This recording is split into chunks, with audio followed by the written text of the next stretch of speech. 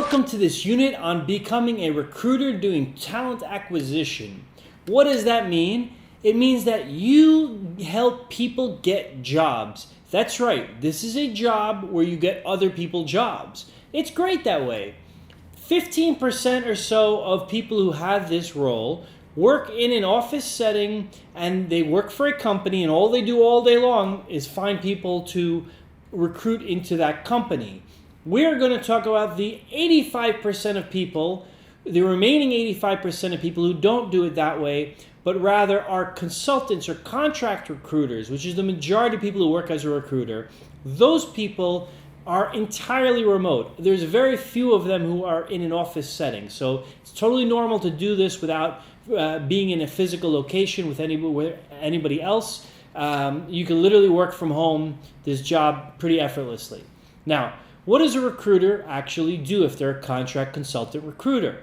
They go out and they find people who fit job roles, and then they get a commission in exchange for making that placement if it's a successful one.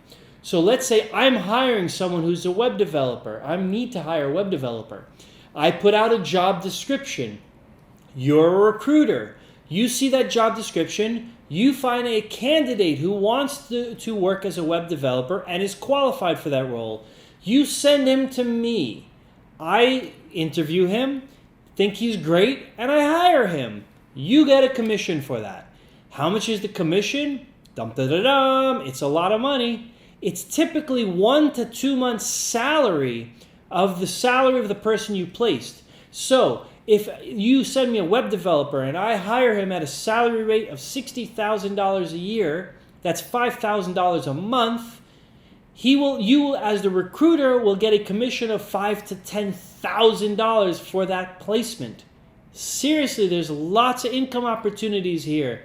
In fact, if you can place 1 to 2 people every single month, you will earn more than the amount of money that those people are earning in the jobs you place them in. Think about it. I'm talking about mathematically. Okay? If you can place more than 12 people a year, you're earning more money than the people you place. That's basically the way it works mathematically. A lot of income opportunities here. However, there's a few caveats. Number one, if you place a person in a job and they quit the next day, you don't get your commission. Most of the time, the criteria is they have to work there for 3 months. And at the last day of the 3rd month, they'll send you your commission check, the company.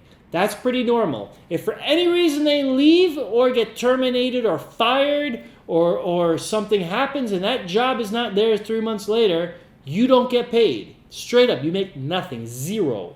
All right? But if you get a successful placement and the person's still working there 3 months later, you get your commission.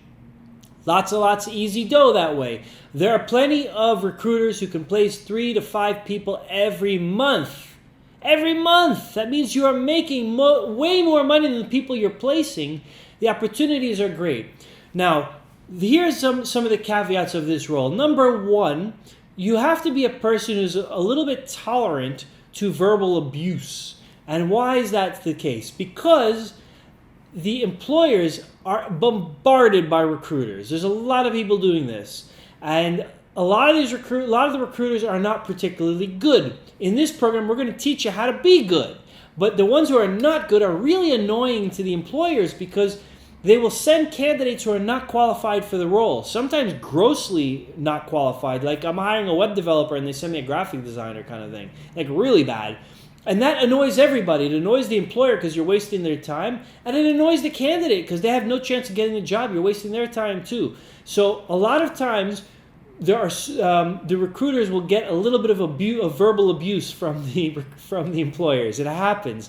You have to be tolerant of that and ready to deal with that as you take on this role. That's pretty much the only risk.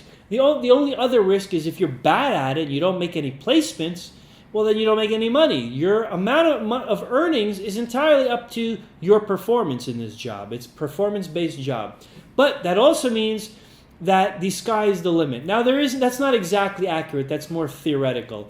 There's only so many employments you can make in a month. You can only place so many people each month.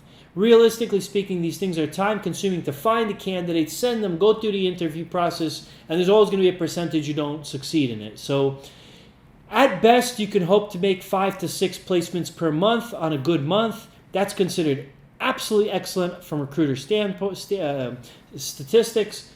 It's possible to make more. I just wouldn't count on that. Most recruiters place 1 to 3 candidates a month. So that should give you a rough estimate of what to expect financially. However, it doesn't mean that if you are a real hustler and a go-getter that you can't place 6 people, 7 people a month. In which case you're making enormous amount of money, because even at the very lowest price salaries, your profit, your commission's minimum of $4,000 or $5,000, $3,000 at the lowest. Because at least on North American salaries, if you're in another part of the world, the actual salary amount doesn't apply, but it's relative to how much everybody else is making and your cost of living. So you can make a ton of money as a recruiter. It's definitely possible, but it's entirely up to you. Okay. If it's to be, it's up to me. That's what you got to say to yourself if you're a recruiter. Now, the other aspect is that you have to really be good at determining if a candidate is qualified. So you should work in sectors where you have some familiarity. If you are a person who knows nothing about technology, do not attempt to be a technical recruiter. The job of a technical recruiter is to do interviews and identify if someone's actually good. If they are going for a programmer's role, you better be able to determine if they can do programming. If you can't, then that's not a role you should try to place, because what will happen is if you do a bad match of candidate to job, the employer is going to not want to work with you again, and you've wasted the time of both the employer and the candidate. And the candidate may be fed up with you too, because you sent them on a job they weren't qualified for.